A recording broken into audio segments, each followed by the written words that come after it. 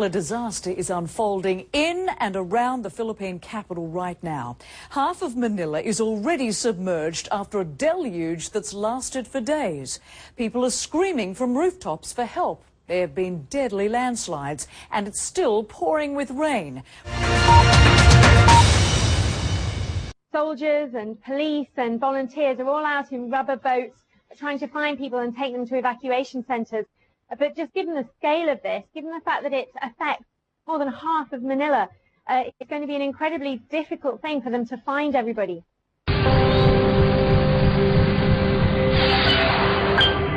The death toll from days of sustained rains across the Philippines has reached 51.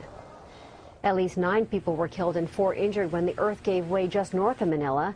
The disaster agency says the dead were all members of the same family. The injured victims were neighbors. Officials say the shanty community of 100 homes in Quezon City had long been considered a landslide risk.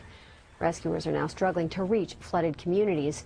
Officials have deployed troops, police, and emergency workers with rubber boats and amphibious trucks.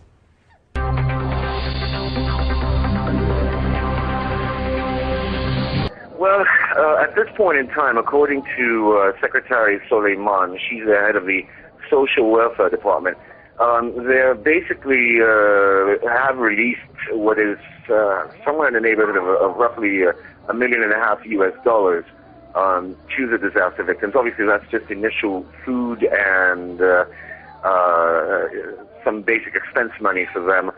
They do have about 42 billion pesos, about $1 billion for disaster relief from their savings. Obviously, the Philippine economy is a lot better off than it was 3 years ago, when the situation then was one of constant appeals by government here for foreign assistance. At this point in time, they've not said that. They've welcomed help from others, but they're doing what they can do with what they have. Of course, that said, I'm sure that we're going to hear probably calls from the International Red Cross and Oxfam to lend assistance for those who can to people who are in desperate need in many parts of the country at this time here in the Philippines.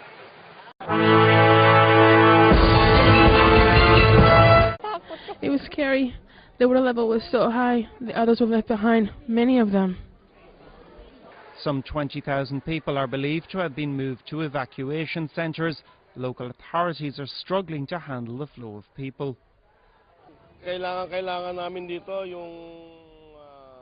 What we need are donations of clothing, and I hope they'll put us inside an evacuation centre.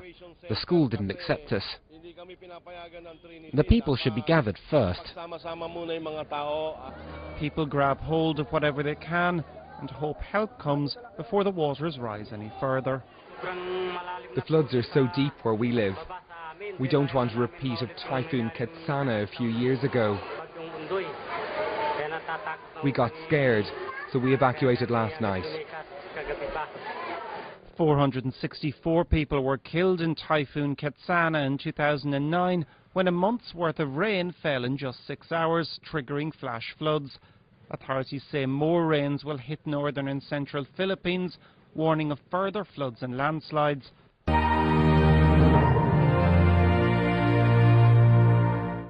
Taking advantage of this momentary sunshine. This is the first time the rain has stopped pouring in almost 2 weeks. This is actually the heart of Manila, the financial business district, and waters here on Tuesday evening reached a height of about chest high. They're beginning to subside slowly, but weather forecasters are saying that it isn't time to get complacent just yet, as rain is forecast to continue into possibly Friday morning. This, they remind everybody, is really just a break. Thousands and thousands of people are currently in evacuation centers. Many people have lost their homes. Roads were impassable up until really Wednesday morning here in Manila. 80% of the capital city was submerged. Behind me, you see one of the main highways in the city, and even that had to be closed down to traffic as nobody could pass it because of very, very high waters. Many of the dams that surround the city have also had to have their gates opened as they'd reached their limit. Many of them still spilling water as we speak. Now, the rivers that also cut into the city also overflowed, and this is why over 100,000 people are now in evacuation centers.